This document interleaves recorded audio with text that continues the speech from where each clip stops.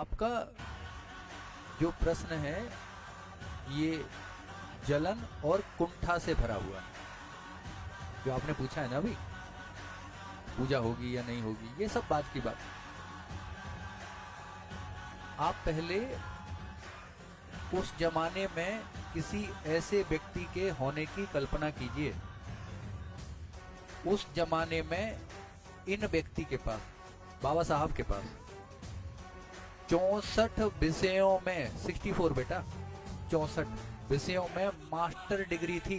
देखो, दो चीजें जानो, श्रेष्ठता है तो स्वीकार करो, अच्छी चीजें हैं यदि अनुकरणीय है तो अनुकरण करो उनका।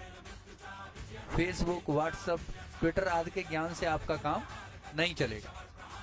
और एक बड़ी बात, प्रत्येक भारतीय को गर्व होना चाहिए।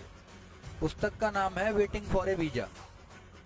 क्या नाम है पुस्तक का? Waiting for A visa. आप गूगल कर लेना इस बात को। कोलंबिया विश्वविद्यालय में इनकी लिखी हुई किताब पढ़ाई जाती है।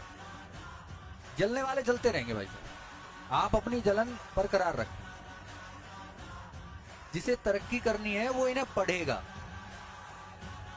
जिसे अवनति के पद पर जाना है वो बहस करेगा।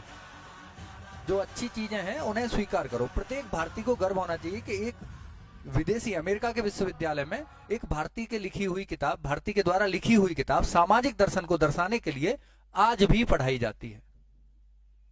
9 भाषाओं का ज्ञान था और आपको क्या ज्ञान है? लिख दूं, डाल दूं फेसबुक पे।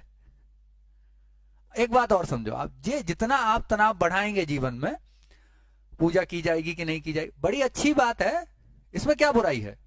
जिसका जो मन, भारत स्वतंत्र देश है, करे, क्या प्रॉब्लम आ गई? अंबेडकर को पढ़ा किसने है? आप उनके बारे में जानिए, नहीं पता कौन सी किताब कब लिखी, क्या है उस किताब में, नहीं पता। लेकिन फेसबुक पे भाषण देने या कम्युनिटी में बैठ के उल्टी सीधी बातें करनी है। और आपको लग रहा होगा एक ब्राह्मण के मुंह से ऐसी बातें सुनना आपने उम्मीद नहीं की होगी। लेकिन यार एक बात तो मानो,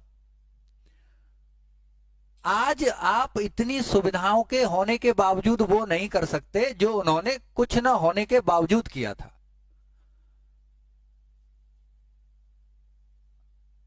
अंबेडकर रोज रोज पैदा नहीं होते। आप तो एक तिनका भी नहीं हो, आपकी मुसीबतें एक तिनके के बराबर भी नहीं है। आगे आप पढ़ाई पे लिखाई पे ध्यान दो, इन सब बातों से हटो। 2-4 आदमी बहिष्कृत हैं। बहिष्कृत हितकारिणी सभा की स्थापना डॉक्टर भीमराव अंबेडकर ने सन 1924 में की।